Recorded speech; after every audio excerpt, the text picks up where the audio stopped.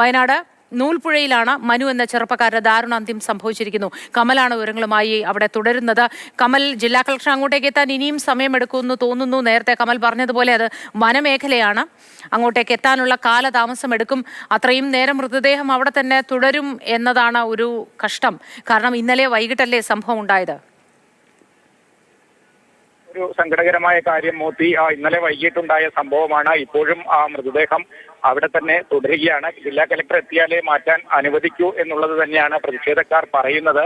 ഞാൻ പറഞ്ഞതുപോലെ ആദിവാസി മേഖലയാണ്, വലിയ രീതിയിൽ വന്യമൃഗങ്ങളുടെ സാന്നിധ്യം ഉള്ള ഒരു മേഖലയാണ്. അവിടെയാണ് ഇത്തരത്തിൽ ഒരു സംഭവം ഉണ്ടായിരിക്കുന്നത്. അതുകൊണ്ട് തന്നെ പ്രതിഷേധവും ശക്തമാകും. നിരന്തരമായി വന്യജീവികൾ ഇറങ്ങുന്ന ഒരു പ്രദേശമായതുകൊണ്ട് തന്നെ ആളുകൾക്ക് വലിയ രീതിയിലുള്ള പ്രതിഷേധം ഉണ്ടാകുന്നത് സ്വാഭാവികം മാത്രമാണ്. വനത്താൽ ചുറ്റപ്പെട്ട ഒരു മേഖലയാണ്. നമുക്ക് ദൃശ്യങ്ങളിൽ തന്നെ കാണാം, ഒരു വയല് പോലത്തെ പ്രദേശത്താണ് മൃതദേഹം കിടക്കുന്നത്. അതിന് ചുറ്റും വനമേഖലയാണ്. അത്തരം ഒരു സ്ഥലത്ത് ആണ് ആക്രമണം ഉണ്ടായത്. ആരും ഇന്നലെ രാത്രി ഇക്കാര്യം അറിഞ്ഞിരുന്നില്ല. ഇന്ന് രാവിലെയോടെയാണ് മൃതദേഹം കണ്ടെത്തുകയും പുറം ലോകം ഇക്കാര്യം അറിയുകയും ചെയ്യുന്നത്.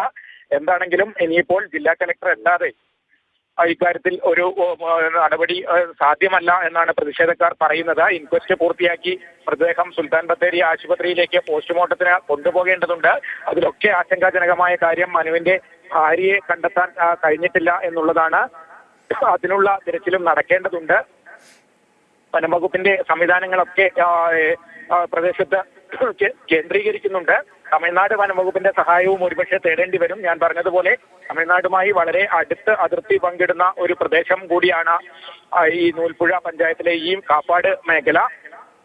വലിയ ഒരു പഞ്ചായത്താണ്. കർണാടക തമിഴ്നാട് വനമേഖലയുമായി അതിർത്തി പങ്കിടുന്ന പഞ്ചായത്ത്. ഏറ്റവും കൂടുതൽ ആദിവാസി വിഭാഗങ്ങളിൽ നിന്നുള്ള ആളുകൾ തിങ്ങിപ്പാർക്കുന്ന പഞ്ചായത്താണ്. അവിടെ നിരന്തരം ഇത്തരം ഭീഷണികളൊക്കെ ഉള്ളതാണ്. ശാശ്വതമായ പരിഹാരങ്ങൾ ശരി കമൽ, നമ്മൾ ഈ പരിഹാരം എന്ന് പലവട്ടം പറയുന്നു. പക്ഷേ ഇത് കേൾക്കുന്ന ആൾക്കാർക്ക് കൂടി അക്കാര്യത്തിലൊരു ജാള്യതയൊക്കെ അനുഭവപ്പെടണ്ടേ?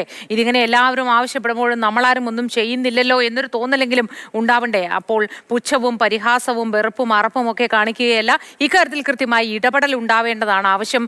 വനം വകുപ്പ് എന്നൊരു വകുപ്പുള്ളതും അതിനൊരു വകുപ്പ് മന്ത്രി ഉള്ളതും കാര്യങ്ങൾ നടപ്പിലാക്കാൻ വേണ്ടിയാണ്.